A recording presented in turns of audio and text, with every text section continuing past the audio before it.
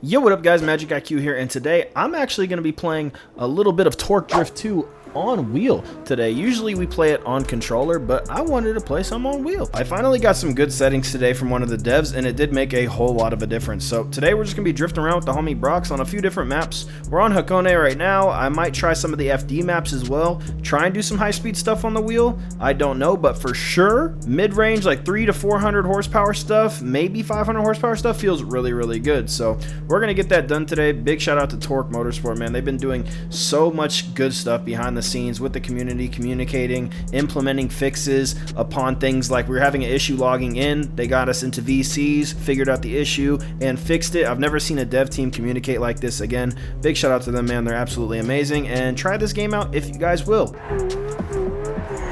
So you're going to see me being really sloppy at the beginning of this video, and hopefully somewhere throughout the video I get the hang of it and I'll be able to get on the door a little bit better. Oh, this is real sloppy right now. Real sloppy work.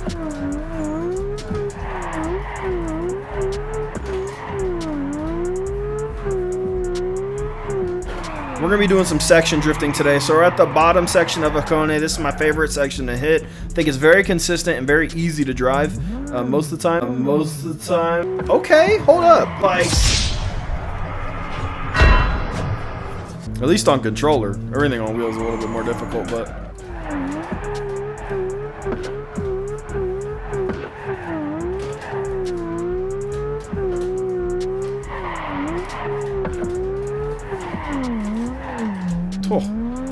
and I kind of wanted to make this video just to show light on the situation that everybody thinks the game is like unplayable right now on wheel. I think it's just a bunch of settings and tuning that really needs to be done on the player side in order to make it feel pretty good, because I will say it is 110% better than the last time.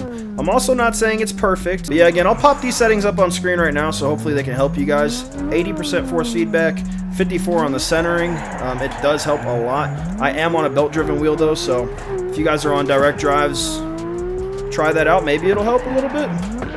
I also wanted to come in at this time and talk about my personal experience with the wheel and how I was feeling in this moment. The car was fighting me a lot, but it does lean a little bit more towards simulation than arcade. We had a conversation with the developers at one point. He said the game is supposed to be more of just a drift game, not a simulation, but I'm not gonna lie. Some of these entries, some of these ways of handling the car feel a little bit more sim than arcade. So I would say if you guys are looking to get into it, it's definitely a simcade game, but leaning a lot more towards simulation, in my personal opinion. That's just how I felt it was. The car was making me work very, very hard until I got the right settings, and even then I was working up a sweat in comparison to games like Car X and things like that I thought more or less the game was headed towards in terms of physics, but it's definitely a little bit more towards the simulation way of, I guess, having to work pretty hard to keep the car consistently smooth and drift and get up on the door of your fellow drivers.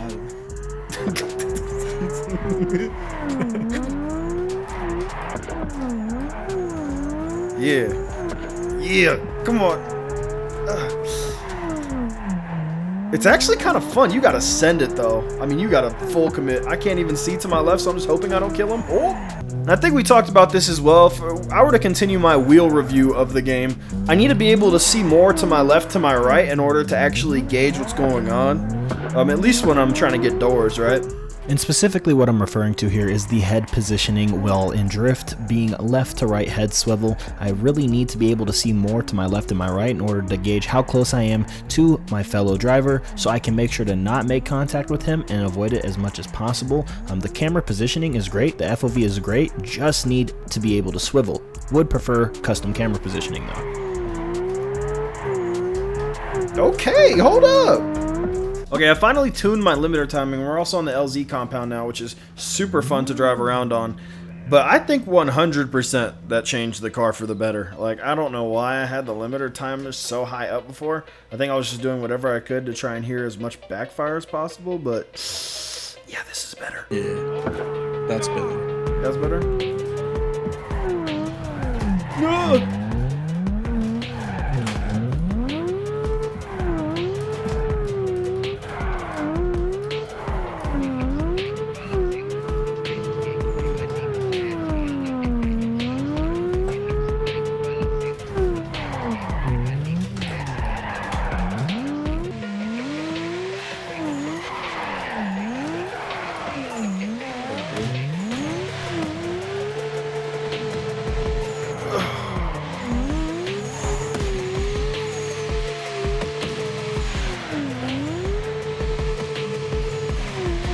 I got it twisted.